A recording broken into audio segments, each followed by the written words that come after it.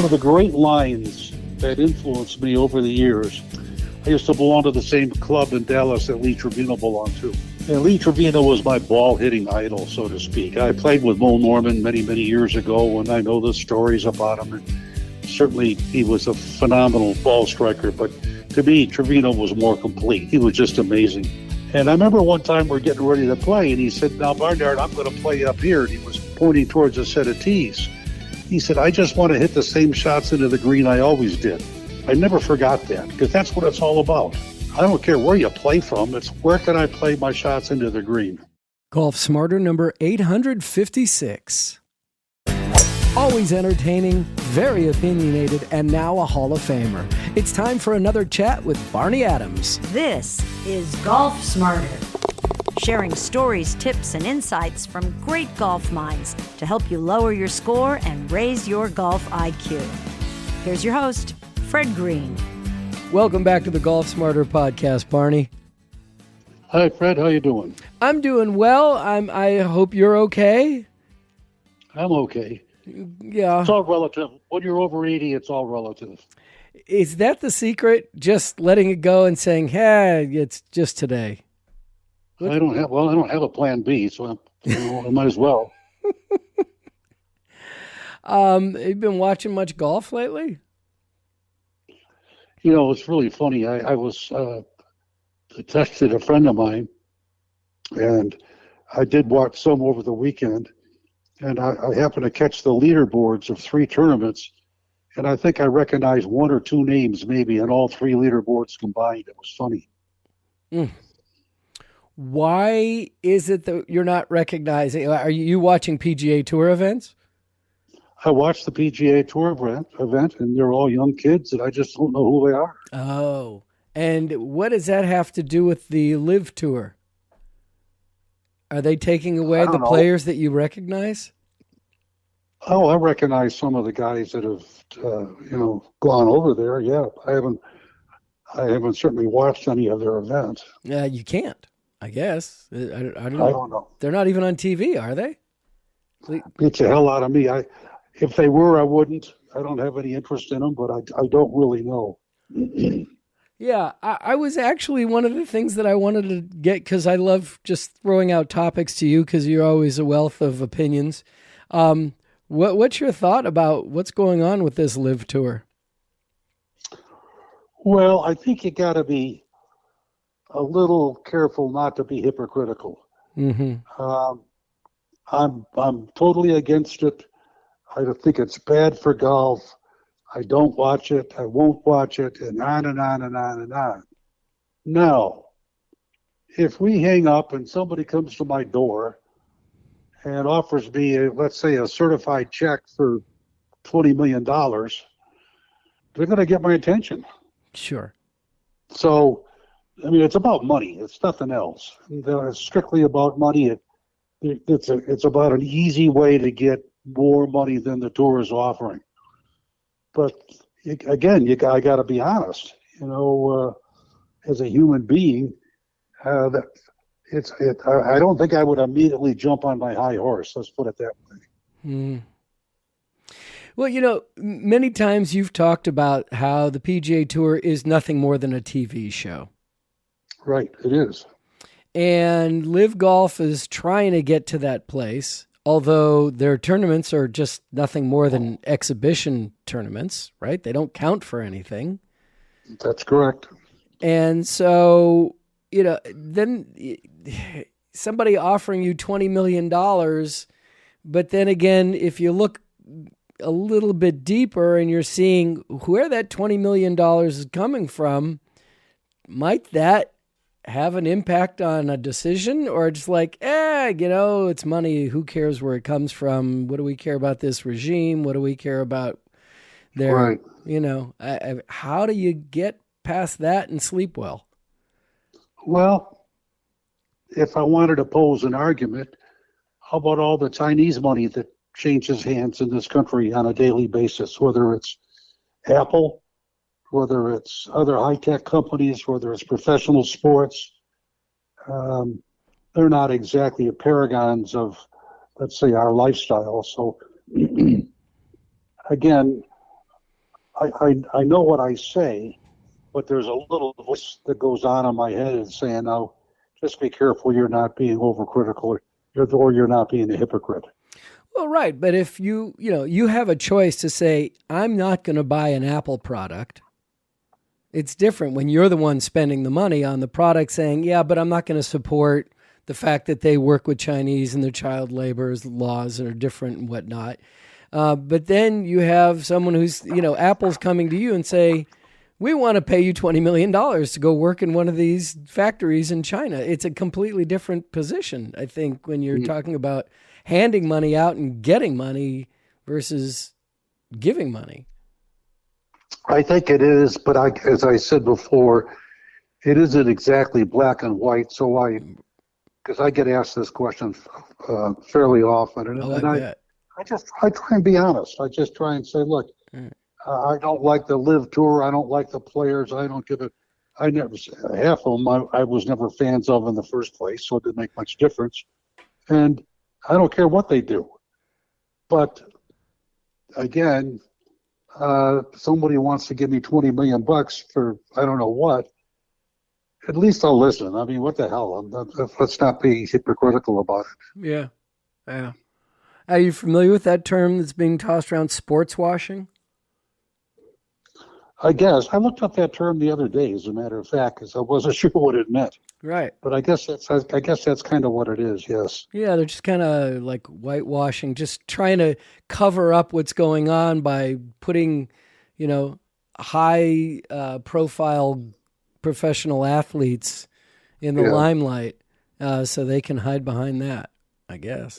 Well, I said from the beginning, the first minute I heard about this, I said, this will be in the courts, and it is. Mm-hmm. And so we'll see what happens. Right. Did you ever... When there's this much money involved, it's going to the courts. Yeah. But is it an international court? I mean, it's just people making choices. Who knows? What do you think of the PGA's position of saying to these guys, nope, you can't play with us if you're going to go play with them? I 100% agree with them. You do? Tell me why.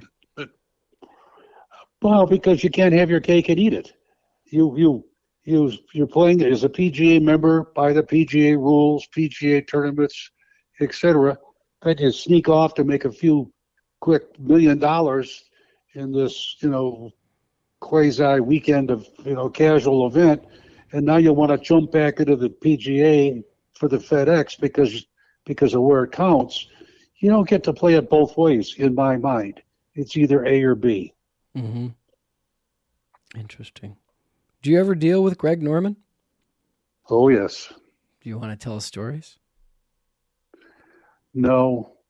I have a policy that I don't go there. I don't do dark. I did it when I wrote my book. I mean, I know lots of stories, but I don't see any good coming out of them, so I pass them over. Mm. Well, you say a lot by saying it's dark. Yep.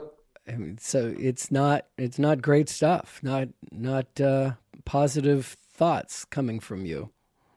Let's just say very dark. Ouch. Well, let's go light. Let's get some light into the topic. But I don't want. It's like, how do I do that without getting dark? It's really, people ask me, what do you think of the lift? And it's like, I don't know what to think about it. It just seems like exhibition golf. Why does it? I guess it is, if you have a limited amount of time to make a lot of money, here's your opportunity. Someone's just paying you to show up, but apparently they have lots of obligations for like amateur events and a lot more obligations that they're making on the players, because now, well, here's something I find very fascinating about this. When you're on the PGA Tour, you're an independent contractor, aren't you? You're there. You only make money if you are winning money. Right. So now you become an employee of the Saudi government. Well, that's the argument, of course, is the independent contractor position versus the Saudi position, and you can't go back and forth and so on. As I say, the courts are going to call this shot. There's too much money involved. Mm-hmm. Do you think it could go against the PGA? Because people will say that they just have a monopoly on the sport? Could be. I've heard that before. Wow. Fascinating story. Yeah, it is. It is for golfers. The rest of the world doesn't really care that much. It's probably true. And probably the rest of the world doesn't even know that it's going on. Yeah, I think you're right. It's a little, it's a big deal within golf, but golf in of itself isn't a huge deal. Right. So interesting. All right, I'm going to let you off the hook. We're going to take a time out. We'll be back right after this.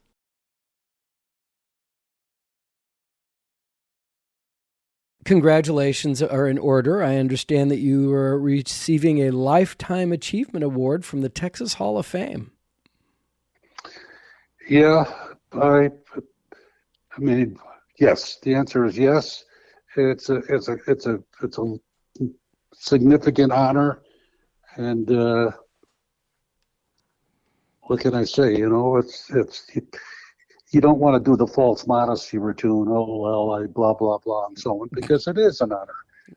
But and then on the other side, you don't want to let it go running around with my new Hall of Fame T-shirt on and so on too. So there's a spot in the middle for you. No, I could just see you at the next PGA event with your own little table selling your Texas Hall of Fame T-shirts. Right. Get Barney to sign your T-shirt today. I don't think that's going to be happening. Why is it that you think you received a Lifetime Achievement Award? What is it that, in your mind, put you there? Well, I'll tell you. One thing I'm associated with, and I think this is at the heart and soul of golf, excuse me, at the amateur level. Years and years ago, around 1990-ish, I had a guy knock on our door, and I looked out the window, and it was a cop. And I'm thinking, who the hell's he after? I think I'm okay, but there are only two or three of us. We all looked at each other with sort of the same thought. And anyway, he came in, and he sat down, and a nice fella, and he told me this story. And his 4-year-old son, who was a typical 4-year-old, bouncing around the house and so on, had recently been diagnosed with a disease that I can't pronounce. It's about 12 or 13 letters long. And the upshot of the disease was that he would not live past the age of 10, and he would die a very, very painful death. So my immediate response, just Joe average human, well, what do the doctors say? That's what we have docs for. And the doctors have said, we're very sorry, there's nothing we can do. This is what's known as an orphan disease, meaning that it doesn't affect large numbers of kids, so there's no research done on it. There is no cure. It's not that there couldn't be, it's just that we got better things to do with our money. Now, my reaction at that moment when he was telling me this story was twofold. One was anger. I'm a parent. I said, you mean to tell me that my kid's going to die and nobody gives a damn? That pissed me off, to be honest with you. I didn't handle that very well.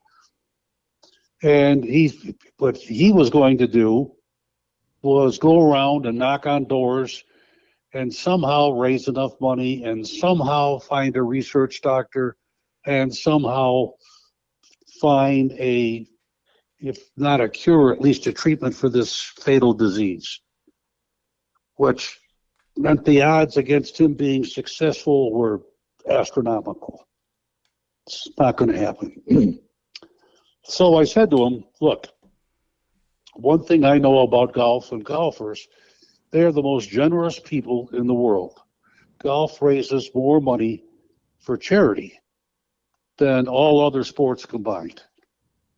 So let's turn to the golf world and see if we can raise enough money to maybe we can find somebody, et cetera, et cetera.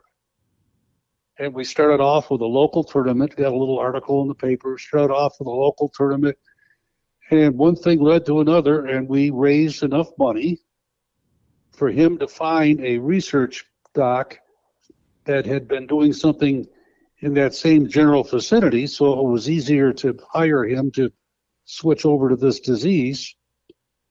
Now, again, this is 1990.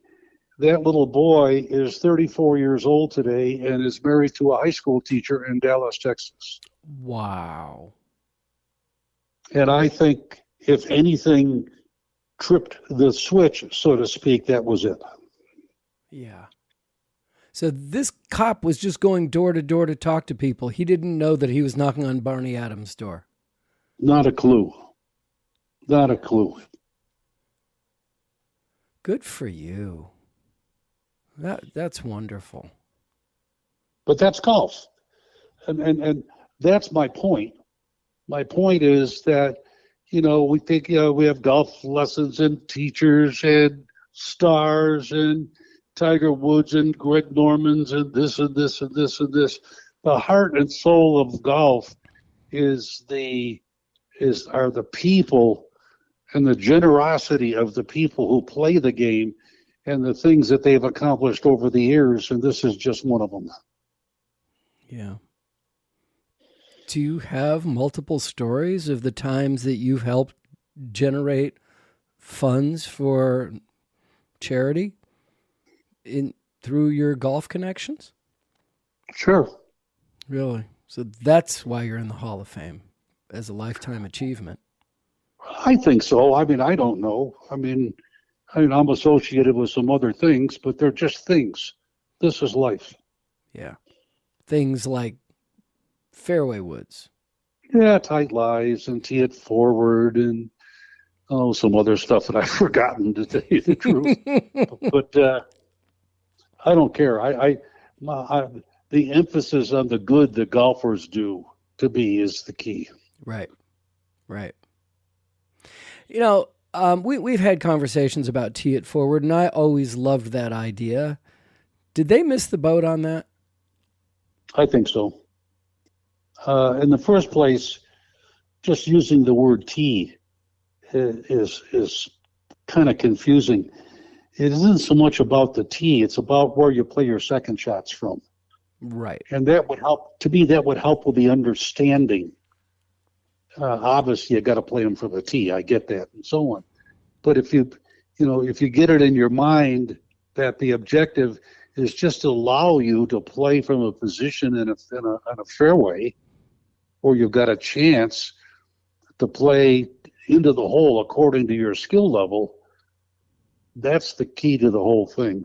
And I can tell you that it still isn't really fully understood by any stretch, because I get questions all the time.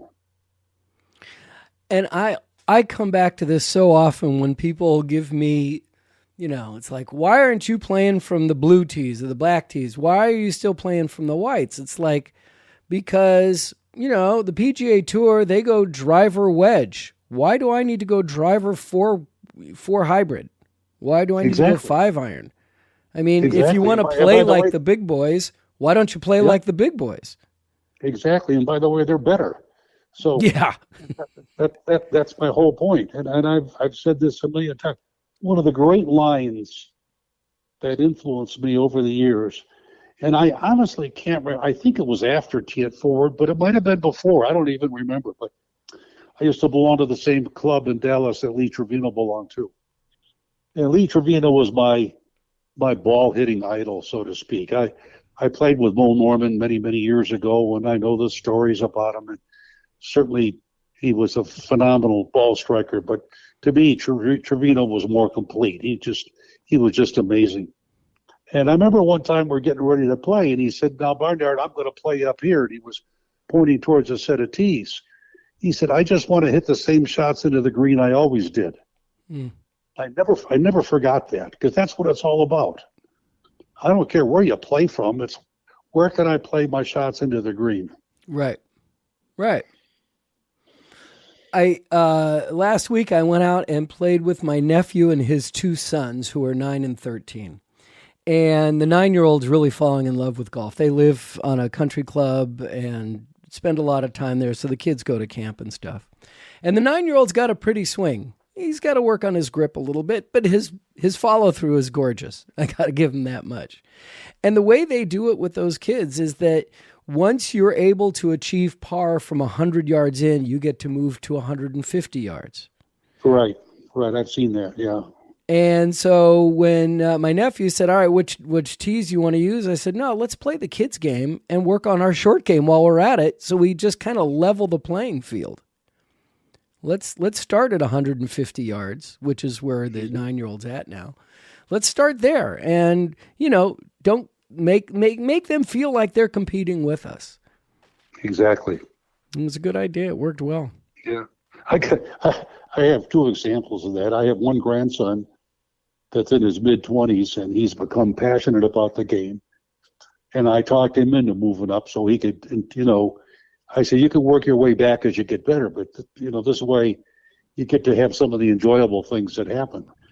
And that's what he's doing, and he just loves the game. My other grandson, who's younger, hits it so far, I can't find tees for him. He's just ridiculous. I don't know if it's fast muscles or whatever the heck it is, but a 200-yard 7 or 8 iron to him is nothing. Wow. So yeah, so I have to adjust accordingly. But you're out there playing with him. And by the way, he's starting to play half decent too. I want to hear more about that. Let's take another time out. I want to ask you some questions about your grandchildren, if you don't mind. Go ahead. We'll be right back.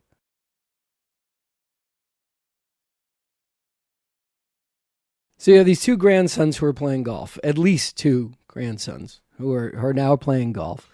And they're out playing with Grandpa, which is probably the greatest thing in the world. I have a granddaughter now, and when she sleeps over, she's like, Grandpa, let's go play golf. It's like, oh my God, you're only 3. I love you so much. This is the greatest. She just wants to put the ball in the hole. She's like, we have a putting green, so she likes to just roll the ball and put it in the hole. She thinks that's fun. Got it. But hey, that's a good start for me. It is fun. Yeah. It is fun. Yeah. So do you have, did your children play golf as well? Did you raise a... No, not at all. In fact, I discouraged them. I got 1, 2, 3, almost 4 graduates from Cal Poly, San Luis Obispo. Wow.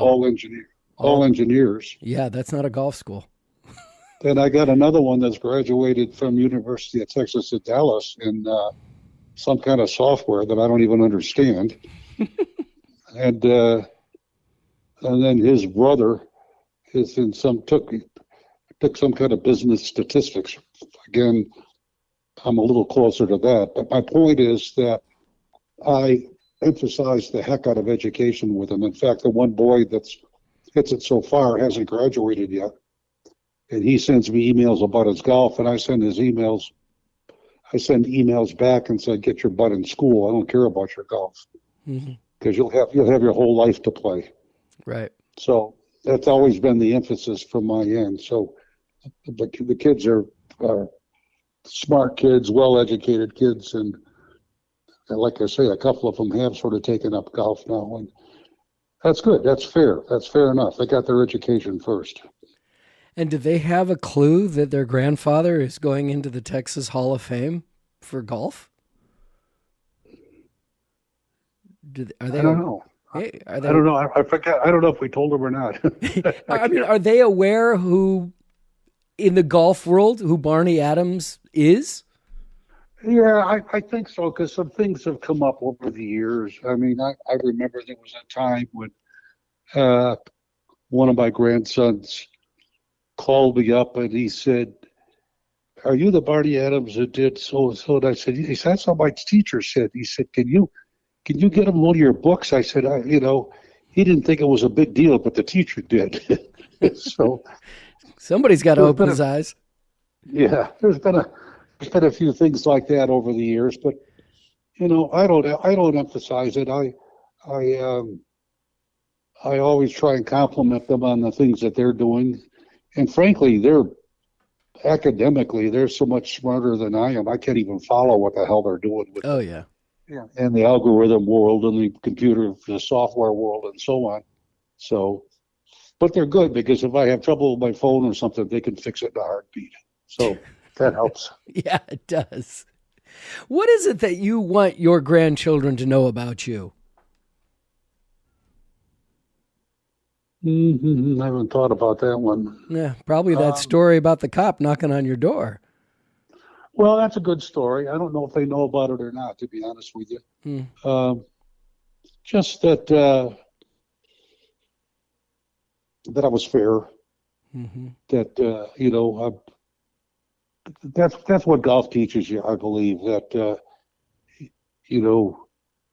once you get off the first tee, it's a pretty level playing field, and if you can adjust to it. And be what I would call a good guy, so to speak, handle the ups and downs well. That's the main thing. Mm-hmm. Well, if you approach life like you do your golf game, you should be in pretty, it puts you in a nice spot with people.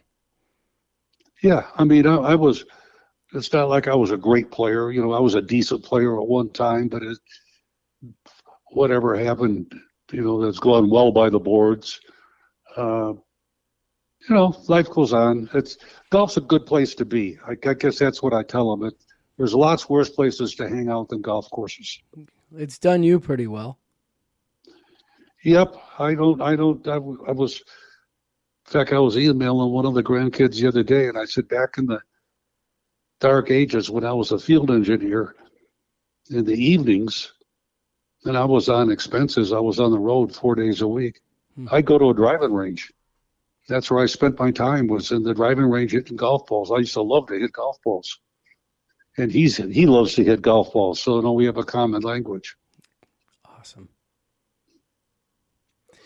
Your humility gets in the way of these conversations sometimes, and I appreciate that greatly. But I kind of remember you once telling me, so I was in my 50s and I came up with this golf club. Yeah. It kind of revolutionized the sport. Well, I'll tell you something. I just did this the other day with a guy because he was asking me about custom fitting, and he was asking me about a specific club and so on and so forth. And this is kind of my approach to the Taglights Club. I think if you want to look at it from an altruistic point of view, custom fitting is wrong. It's backwards. Custom fitting goes from the clubs to the shot. In other words, if I hand you a 6-iron, pick a number, I don't care. You are supposed to be able to hit that club a certain distance, a certain height, and so on and so forth, relative to your skills. I understand that. But to me, that's wrong. To me, true custom fitting starts off with, I develop, and you can do it today with transistors very easily, all the relevant knowledge I need about your golf swing, speed, angle of attack, et cetera, how your balance, do you move off the ball, all the things that happen during the swing. Then once I have all that data, then I say, okay, now we have an environment. The ball is on the ground. Let's design a club to maximize the distance under optimum golf contact that you can hit the ball that's on the ground. All right, and we have that. Now, whatever that is, if you're a young, strong, college kid, it might be 280 yards. If you're me, it might be 160 yards. It depends upon the player, obviously. Now, once we do that, in today's world of clubs, and of course we would just line up a set of clubs to follow that in equal increments and so on. It's called a set of clubs. Not in my mind. In my mind, once we've developed that one club, and we make it for you, and then we'll print it out on a printed computer because this is the future and so on. But once we have that one club, then we can't hit it any further. Now you might want to have another one that goes nearly as far but very high. That would be a choice. So we'll make that club. There's no relationship between that club and the one we made initially. And then we'll now have another club that doesn't go as far, and so on through the bag. But the clubs don't match. That's where I think custom fitting is wrong. And I know I'm at the very least, I'm an outlier here. It's not about matching the clubs. It's about matching the shots. So I design clubs for particular shots. And at the end of the day, as a player, you might end up with, 6 clubs, 7 clubs, because you don't need any more. Because your maximum distance for one is X. Well, we're not going to have a 2-yard difference between clubs. So we say we'll have roughly a 10-yard difference between clubs. You might end up with 5 or 6 golf clubs. But it is from the shot into the club design, not from the club design into the shot. That gets pretty weird, doesn't it? No, it's fascinating. It's a great approach. But wait a minute. You said you were a field engineer. Mm-hmm. Doing what? Oh, this is back in the dark ages. I worked for Corning Glass Works in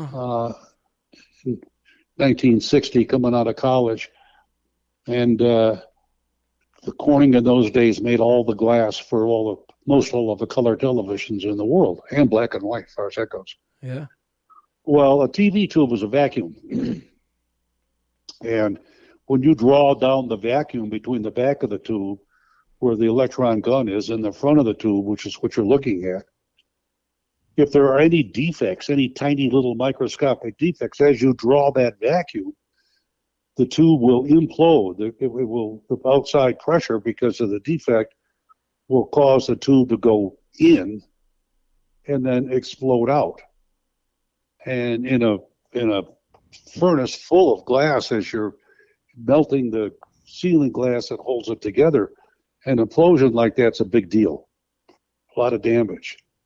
And my job was to inspect the damage and find the break sources, which you'll learn to do, to determine whether it was something in the glass beforehand or something that they did while handling it, or however they positioned the glass.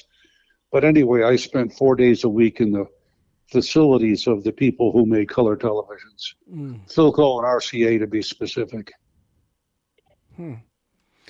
Okay, now I'm finding some more questions that I need to ask you, but I need to take one more time out. We'll be right back.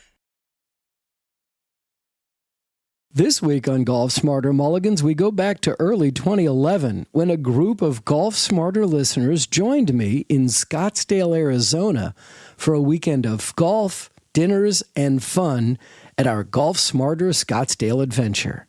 At one of the dinners, we were joined by Jeff Ritter of Make the Turn, or MTTGolf, where we recorded our group's conversation with Jeff. When someone's trying to learn how to do something new, they're looking at a result as an indication of success or progress. And very often, if they don't see what they want, they'll actually start to taint the learning environment and not make the progress that they're looking for. So part of me teaching the on-course stuff has a lot to do with creating the right mindset for the off-course stuff, so that when somebody understands how nothing is good nor bad, there's no success or failure, there's only results.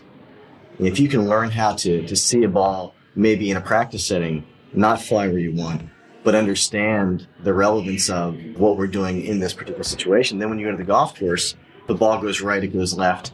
You don't all of a sudden get into this emotional roller coaster based on outcome. That's Golf Smarter Mulligans, episode 172, featuring Jeff Ritter, myself, and a group of Golf Smarter listeners live from a dinner in Scottsdale, Arizona. And it's being released this Friday. So along with your subscription to Golf Smarter, get your weekend started with the best of the Golf Smarter archives that are no longer available on any podcast app. That's Golf Smarter Mulligans, from wherever you listen to your podcasts. What did you study in college? I started off in engineering. Right. Because I had scholarships, and that was the issue. The issue wasn't what I was going to major in. The issue was we didn't have any money, and I was going to go to school and major wherever I got the most help. I don't care if it was journalism, which is actually one of the things I liked, or engineering, or veterinary, or whatever. It didn't make any difference. I wanted to get a degree because, in my mind, people with degrees got better jobs and live better lifestyles. So that means that I would go to a school who would ever give me the most financial aid and take whatever the hell it was I was supposed to take. After a couple of years of doing this at a very nice school, it just got through my head that I did not belong in engineering. The guys that were in it was an all-men's school. The guys that were in engineering loved it. This was their dream. They couldn't wait to take some of the classes and so on. And I didn't care for it. I thought, all right, I get what they're doing, but it didn't really appeal to me. So after 2 years, I switched over to the business school and ended up with 2 years of each, which was actually a nice mix, to tell you the truth. Yeah, good balance. Yeah, and some of the courses they have, some of the majors they have today, that's actually what they do. So, but this was in the 50s, so things were a little different then. We had slide rules in those days. Didn't have a computer in your pocket. No such thing. Yeah. And so where was golf in all of this for you? Was that your passion? Just you were going to school? Even then, I worked at a golf course during the summer. I did, odd jobs. I was just a kid. And then I caddied, and I played on the golf team in college. And it was always part of me. Golf was always part of me, no question. And when was it that you decided, forget this RCA business, I want to just spend my life in golf? As I said, I think I was 49 and change. Yeah. And family, kids? I was divorced by then. Okay. My kids were in good shape. Life was relatively okay. And I had a chance, and I just jumped at it. It was natural for me. It was just an environment that I'd always wanted to be in. When I graduated from college, I sent letters out to all the major golf manufacturers, explaining to them what a wonderful human being I was and how I could help them and all that crap. And I got zero responses. And there's kind of a funny story with that, because many, many years later at the PGA show, one of the vice presidents of Titleist came by our booth. And he says, I don't know if you remember me or not. He said, but I was the guy you sent your letter to coming out of college. Wow. I said, yeah. He said, I guess I made a mistake, didn't I? And I said, who the hell knows? That was a long time ago. But it was always there. Yeah. And still is. Yeah. By the way. Yeah. And that's why I love having these conversations with you. So now you're 49 years old and you're going to change careers. And how long was it before you were able to introduce Tightlize from when you started out on your own shingle? Put your shingle on the door. About 5 or 6 years, I would guess. I was club fitting, and nobody was club fitting in those days. This is early 90s. And club fitting to me was more than club fitting. It was educational. And I paid a great deal of attention to how people hit the golf ball and their strong points and weak points and so on and so forth. And it was very obvious that for the longer distance required second shot off the fairway, that was the weak point for 99% of the amateur golfers that I dealt with. And you go back to club design. In those days, if you bought drivers, you generally bought like 1, 3, and 5. They're like a little set. Mm-hmm. And the 3 and the 5 kind of looked like mini drivers. They were very similar. Well, I go back to what I was saying before about club design. You can't do that. You have different environments. Ball on tee is an environment. Right. Ball on tee requires a certain design of the device you're going to hit it with to maximize the objectives. Ball on ground is completely different, and the design of the vehicle, so to speak, that works off the tee does not, on the whole, work at all off the ground. And yet, that's what I was fighting in those days. And the fairway woods I had weren't any good. And once I kind of got this through my head, and I went to different retail stores and looked at the fairway woods from other manufacturers, theirs weren't any good either. So that's when I designed my own. And really, the design didn't take very long because the input had been going on for some time. And I just sat down on a piece of paper, not just no computers or anything, just sat down on a piece of paper, sketched it out, put down the dimensions, and the word tight lies came to me as I was doing it. Wow. Because that's what I was trying to do, was get the ball up in the air off the tight lie. Sent them out to be manufactured to a place I knew in Taiwan, and when they came back, they worked fine. And I thought, well, that was that. I got that out of the way. And then, of course, what I didn't too naive to understand is that wasn't the end. That was the beginning. That was the beginning of that club becoming popular on its own. How quickly did that That's a whole other story. How quickly did that happen? That all of a sudden you've got this club and it changed the industry. How did it happen instantly? Yeah. Oh, no. A couple years easily. What was the tipping point?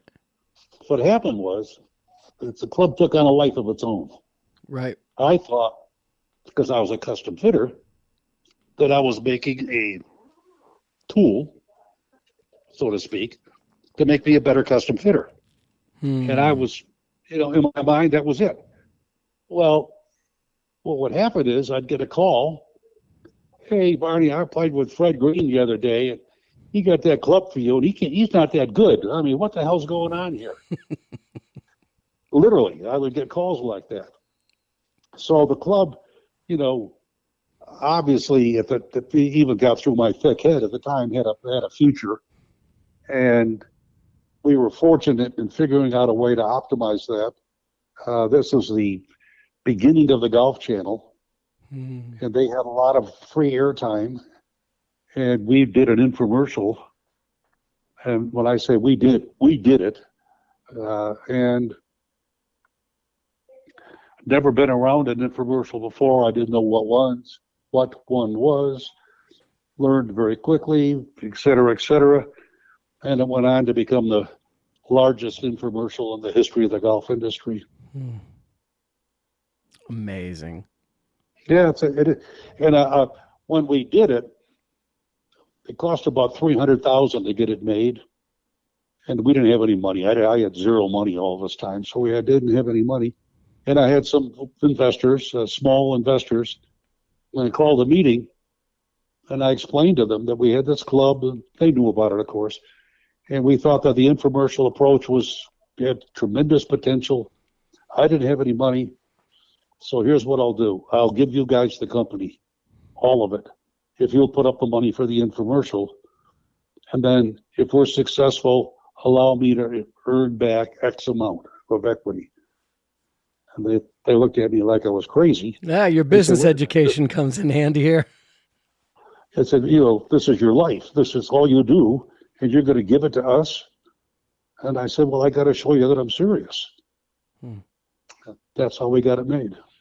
Unbelievable. Great story. Great. Yeah, it is. It's a neat story, and it's absolutely 100% true. No exaggeration. I'm not going to dispute it. I'm not going to tell you your story is wrong.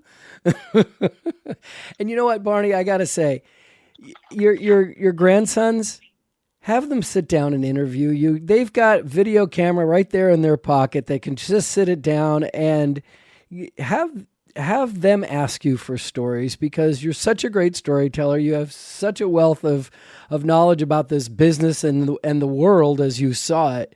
You really got to have them ask you a bunch of questions, because they're going to be amazed to hear some That's of a these good idea. I stories. hadn't thought of that. I did write a book.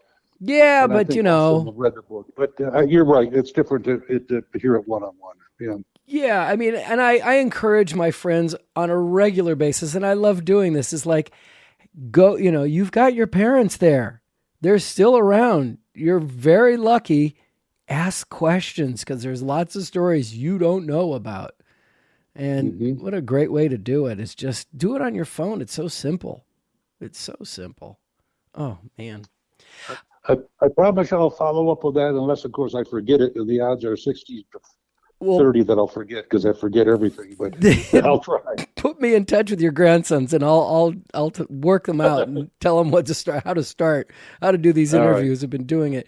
Okay, so I'm supposed to ask you. I know this is one of your favorite topics.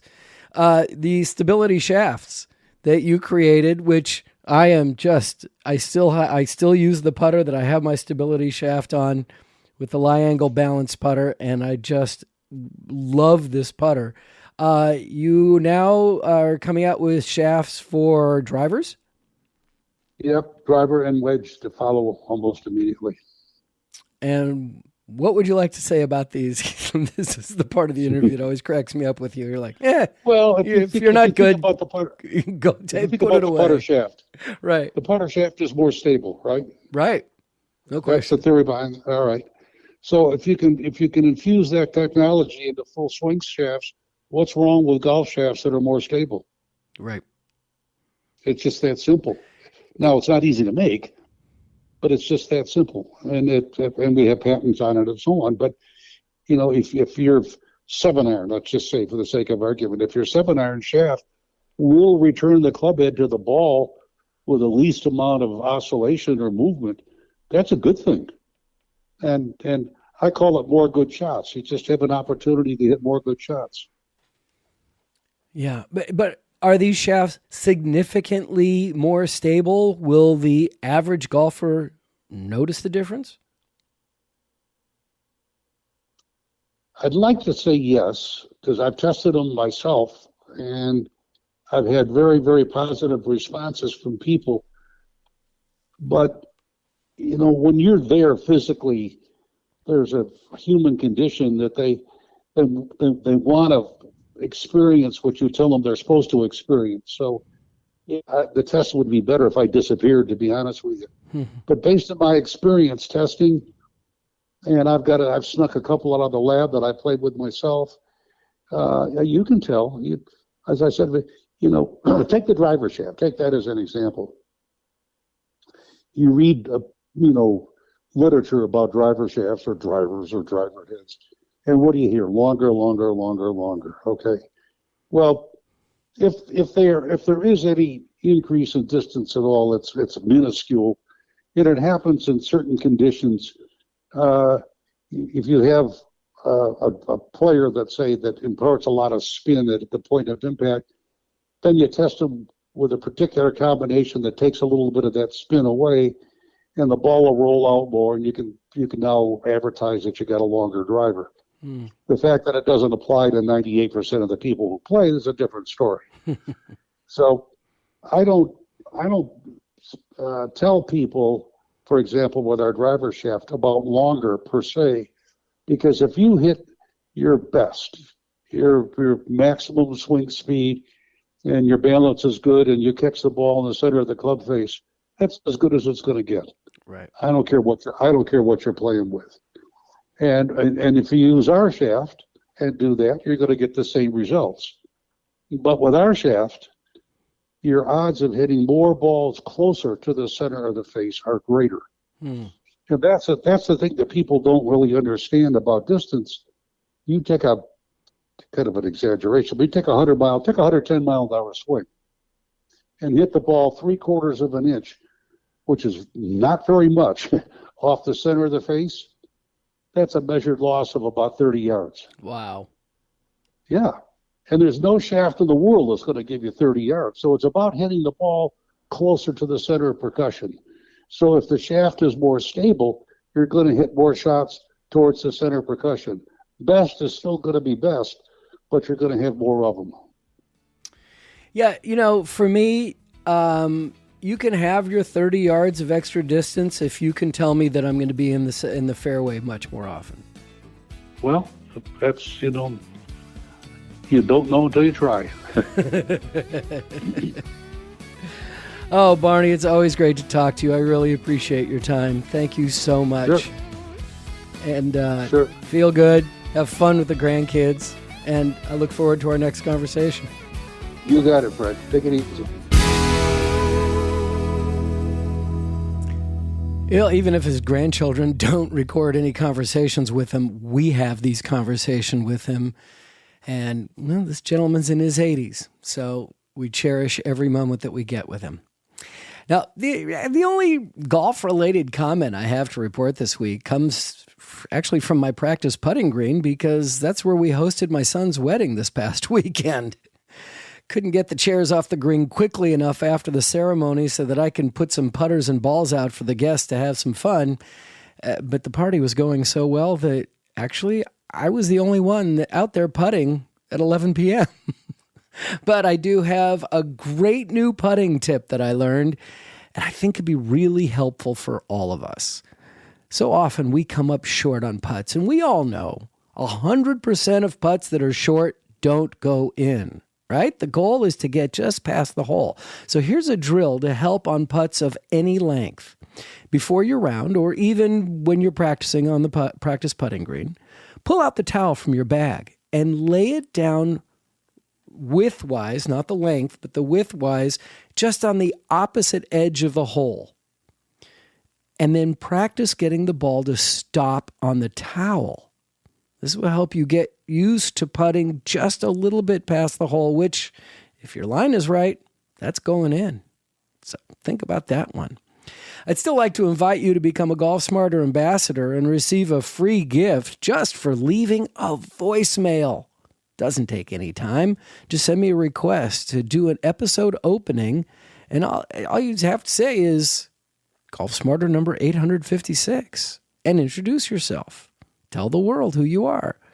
And when you do it, you'll have a choice of Tony Manzoni's Lost Fundamental video or a glove and a glove storage compartment from redroostergolf.com, where you can choose from 11 styles of gloves in 26 sizes. So become a Golf Smarter ambassador. Tell your friends that you're on a podcast and win a prize. Write to GolfSmarterPodcast@gmail.com or just click on the Hey Fred button when you visit GolfSmarter.com.